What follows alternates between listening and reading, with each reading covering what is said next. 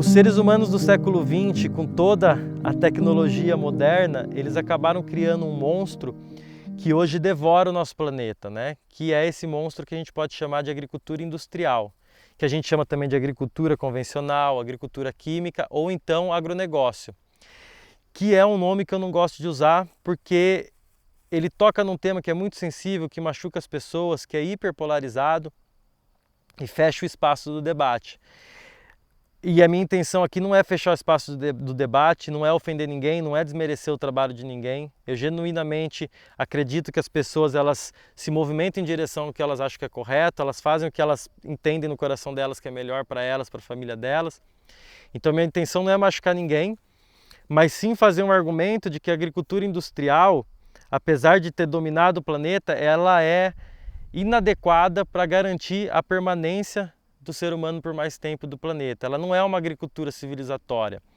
Pelo contrário, ela tem atuado de forma a limitar a longevidade da nossa civilização, que é o tema desse vídeo ensaio, né? A gente tem visto desde o começo desse vídeo todas as civilizações que nos precederam, vimos que elas usaram mal o solo e pagaram um preço caro por isso. E eu quero fazer um argumento aqui de que a gente, com a agricultura industrial, estamos indo para a mesma direção, o mesmo caminho que essas outras civilizações, semeando as sementes da nossa destruição.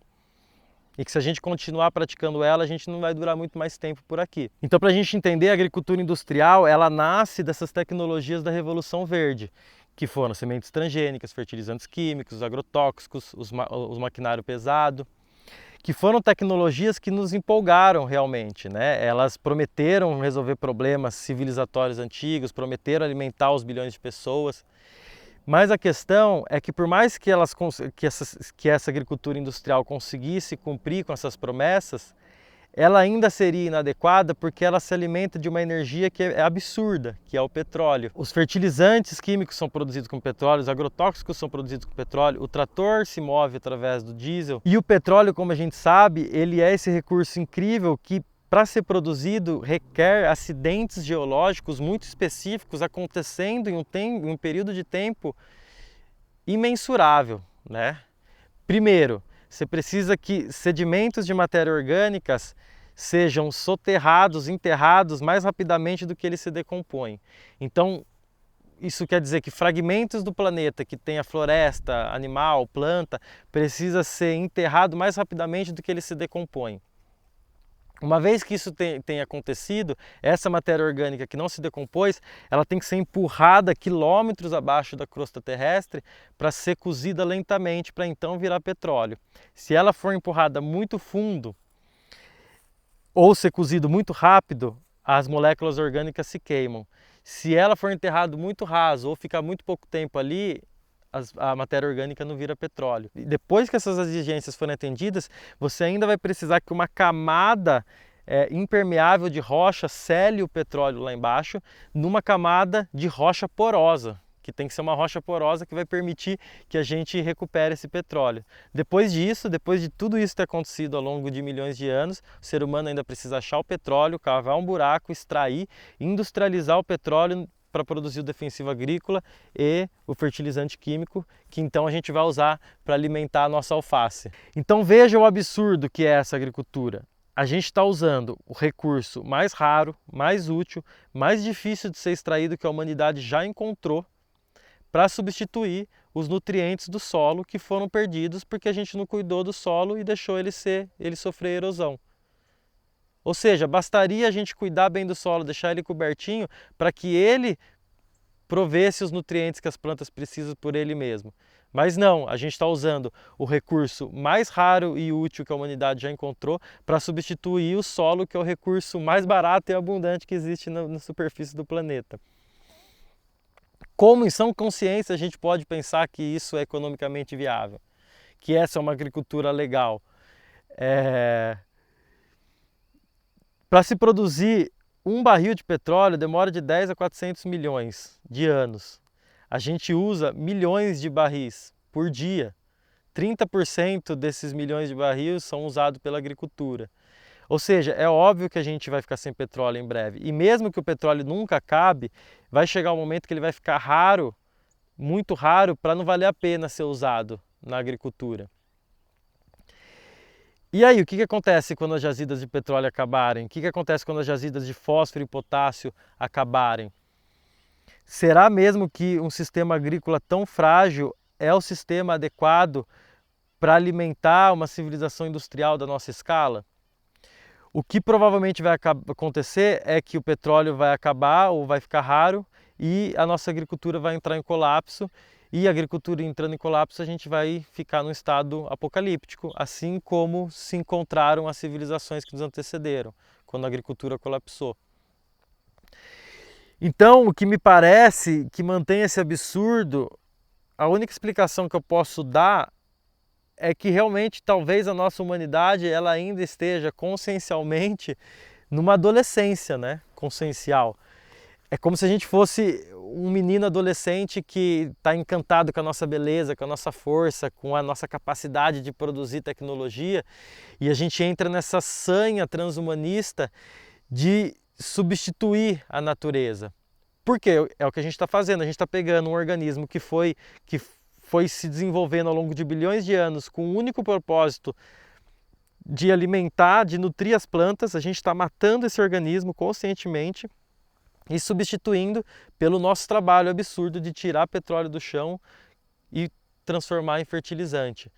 Um trabalho hiper custoso e trabalhoso. Ou seja, a gente tem essa sanha de substituir a natureza, de controlar a natureza, de reimaginar a natureza o tempo todo, como se fosse possível reimaginar a natureza. A natureza é a própria imaginação. Então o mais sábio seria, se a gente quer plantar nossa comida, perguntar para o planeta como que ele faz isso. E não é que ele vai falar com a gente numa experiência mística, não. O simples ato de observar os ecossistemas naturais é suficiente para criar sistemas agrícolas que emulam os ecossistemas naturais e não controlam ou substituem os ecossistemas naturais como a agricultura industrial faz. E, para nossa alegria, a gente já tem agriculturas maduras, validadas cientificamente, que estão esperando para se tornarem hegemônicas, né? E que respeitam a natureza e que emulam os sistemas naturais. O que falta é investimento e apoio, né? Porque o que está sendo ainda incentivado e promovido é a agricultura industrial. O principal argumento que faz com que a agricultura industrial continue sendo financiada e promovida é o fato de que ela é industrial, ou seja, naturalmente ela consegue alcançar a escala. Então as pessoas acreditam que a agricultura industrial ela consegue produzir muito alimento com um preço reduzido, um custo muito baixo. Ou seja, ela é econômica e barata. As pessoas acreditam nisso. Mas a verdade é que essas grandes operações agrícolas que são extremamente lucrativas hoje em dia, elas não seriam nada lucrativas e na verdade elas seriam não econômicas se os verdadeiros custos de produção desse alimento fosse embutido na precificação desse alimento. Ou seja, por mais que eu venda o meu quilo de soja e nesse custo eu esteja colocando o valor do transporte, o valor do fertilizante, o valor da mão de obra, eu estou deixando de fora o custo da morte de um rio, o custo da poluição da atmosfera, o custo da queima dos combustíveis fósseis para fazer essas logísticas imensas de um país para outro, da soja que vai do Brasil para os Estados Unidos, ou da maçã que vem da Itália para o Brasil, né? Você sabia que você come maçã que vem da Itália? Qual que seria o custo dessa maçã se o preço da poluição atmosfera que é causada ao trazer dessa distância imensa fosse embutido no preço da maçã? Quanto que ela custaria? Ou seja, esses impactos ambientais e sociais que a agricultura industrial produz, eles são externalizados, eles não são contados. Só que quando eles são externalizados, eles não simplesmente somem. Alguém vai pagar esse preço e quem paga somos nós. A agricultura industrial ela concentra dinheiro na mão de poucas pessoas e o resto do mundo paga pelos impactos que ela causa. Como que a gente paga? A gente paga diretamente com o nosso corpo, com a nossa saúde e com o nosso bolso. Se a gente pegar um dos fatores que a agricultura industrial impacta, que é a poluição atmosférica, como que a agricultura polui o ar? Através da logística dos carros que estão levando os produtos de um lugar para o outro? Não, isso contribui, mas não são os carros soltando fumaça, não é o trator soltando fumaça que polui o ar. A gente tem que entender que o solo ele é um dos maiores reservatórios de carbono do planeta. Isso torna ele sagrado por si só. Quando a gente pega um trator imenso e ara o solo e revira a terra, a matéria orgânica que está ali, ela fica exposta e ela se oxida. E o gás carbônico que estava ali naquela matéria orgânica é liberado e vai para a atmosfera causando efeito estufa. 1/3 do total do gás carbônico que está na atmosfera, desde a Revolução Industrial, foi emitido pelo trabalho dos tratores revirando solo, pela agricultura. E não é só gás carbônico que a agricultura emite, né? São outros gases de efeito estufa, né? Óxido nitroso é emitido pela aplicação de fertilizantes químicos. O fato é que a poluição atmosférica, ela impacta a gente diretamente. A poluição atmosférica está diretamente ligada com a redução da nossa expectativa de vida. E quando eu falo redução da expectativa de vida, fica meio distante, né? O que eu quero dizer é, milhões de pessoas vão morrer prematuramente por estar respirando um ar poluído. Não estou falando de 10, de 100, de milhares de pessoas, são milhões de pessoas que vão morrer prematuramente. A poluição atmosférica está ligada com o aumento de casos de autismo em criança. Olha que louco. Ela está ligada com o aumento do nível do mar. Ou seja, olha a complexidade dos nossos sistemas, o efeito borboleta. Um trator arando o solo, provocando a emissão de gases de efeito estufa, de gás carbono, vai acabar lá no final, eventualmente, promovendo o aumento do nível do mar, que vai causar tragédias e mortes nos litorais pelo mundo. E não é só diretamente com o nosso corpo, com a nossa saúde que a gente é impactado, o nosso bolso também paga, a gente vai pagar mais imposto quando o sistema de saúde vai sendo mais pressionado por causa das mudanças climáticas. Todos os sistemas vão sendo mais pressionados, a gente vai gastando mais como um conjunto, né?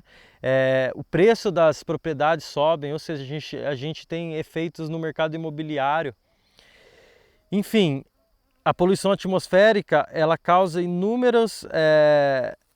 ela gera inúmeros custos sociais e ambientais, que quem arca com esses custos somos nós. E isso é uma das modificações, um dos impactos causados pela agricultura industrial. Então a gente está falando de uma agricultura que promove riqueza para pouquíssimas pessoas, mas que socializa os custos para todo mundo. Ou seja, essa agricultura que é pensada para ser uma agricultura extremamente econômica e rentável, ela na verdade ela é não econômica, porque ela causa custos que tornam ela inviável se eles fossem precificados. Mas esse não é o único argumento que continua promovendo a agricultura industrial. Um outro argumento que é o mais famoso é que sem esse método agrícola a gente não conseguiria alimentar toda a população do planeta. Você com certeza já ouviu esse argumento, né? Disse por aí que, inclusive, por causa da agricultura industrial, a gente já é capaz hoje de produzir mais do que o suficiente para alimentar toda a população do planeta. Mas se a gente está produzindo hoje mais do que o suficiente para alimentar todo mundo, por que a fome persiste? A fome persiste porque ela não é necessariamente causada pela falta de comida, mas sim pela falta de dinheiro, né? Não é uma questão de faltar comida nos supermercados. As pessoas passam fome porque elas não conseguem comprar a comida que está no supermercado. As pessoas que passam fome, elas passam fome porque elas são pobres. Então não é disponibilidade de comida, é falta de dinheiro. E para piorar, a comida que é realmente produzida em grande quantidade, ela é produzida, mas ela é distribuída de forma extremamente desigual. A comida se concentra onde o dinheiro está. Ou seja, tem mais comida e comida acessível no norte global, nos países ricos, enquanto que o sul global é quem produz a comida.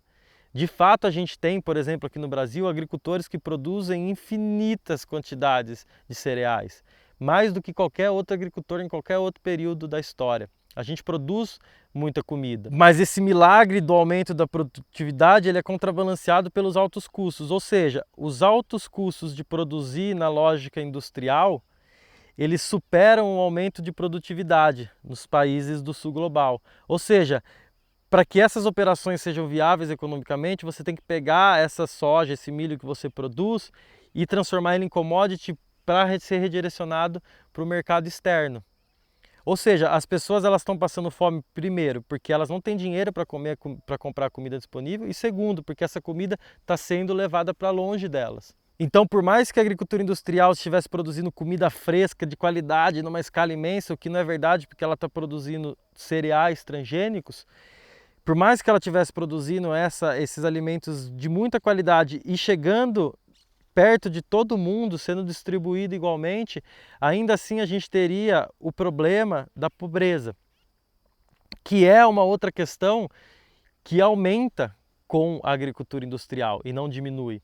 Então, o argumento de que a agricultura industrial ela é necessária para alimentar todo mundo, na verdade é o argumento ao contrário, porque depois da Revolução Verde, os pequenos produtores que produziam comida e se alimentavam da terra, eles foram expulsos das suas terras porque eles não conseguiram arcar com os custos agrícolas da Revolução Verde, da nova estrutura agrícola, né? Por quê? Todo mundo se endividou tentando comprar trator, ou então comprar fertilizante caro, ou então faliu ao tentar competir com produtores ricos que são imensos. Então as famílias que se alimentavam da terra há gerações, elas tiveram que ir para a cidade para se transformar em pobres urbanos. Então a agricultura industrial ela promoveu e promove a pobreza. E a gente tem que questionar também que alimento é produzido pela lógica industrial. O que a gente produz é ultraprocessado, que está sendo enfiado para a gente goela abaixo e principalmente para a população mais pobre. O brasileiro hoje ele se alimenta de miojo, salsicha, margarina, bolacha. A pessoa toma café passando margarina numa bolacha água e sal industrializada, feito com produtos com trigo transgênico. Esses alimentos não são alimentos de verdade. Alimento de verdade é alimento fresco. Esses alimentos eles não nutrem a gente, eles podem servir como combustível para o nosso corpo e nos manter vivos, mas a gente vai ser mantido vivo por muito menos tempo e com muito menos qualidade. E esses alimentos, os ultraprocessados, eles são baratos, a gente já barateou eles ao máximo e mesmo assim a fome persiste porque as pessoas não têm dinheiro para acessar nem mesmo esses alimentos de péssima qualidade, que são produzidos em escala industrial. Ou seja, a gente tem que abandonar de uma vez por toda essa ideia que ela é intuitiva, mas ela é ingênua, de que para acabar com a fome basta a gente baratear os alimentos. A gente já barateou eles ao máximo e a fome ainda persiste. Ou seja, eu realmente acredito que uma estratégia mais interessante para acabar com a fome seria a gente incentivar a prosperidade de pequenos sítios. Então, em vez de grandes terras produzindo soja para exportação ou para ser processado em alimentos ultraprocessados, a gente teria uma infinidade de pequenas propriedades produzindo alimento de verdade. Ou seja, as pessoas precisam ter acesso à terra, às ferramentas e a conhecimento para produzirem a própria comida, se alimentarem por elas mesmas e produzirem um excedente comercializável que tiraria elas da pobreza. As pessoas são dignas, elas se com as ferramentas corretas, com terra suficiente, elas mesmas conseguem se mover para fora da pobreza. A solução da pobreza não está em ideias mirabolantes, distribuir comida. A solução da pobreza está simplesmente dar as ferramentas para as pessoas poderem produzir sua própria comida, né? E isso passa por uma distribuição de terras, isso passa por fornecimento de ferramentas, isso passa por conhecimento adequado, porque também muitas pequenas propriedades produzindo agricultura convencional é tão nociva quanto uma grande propriedade produzindo agricultura industrial. Então, quais são essas ferramentas e quais são esses conhecimentos para que a gente possa acabar com a fome e com a pobreza?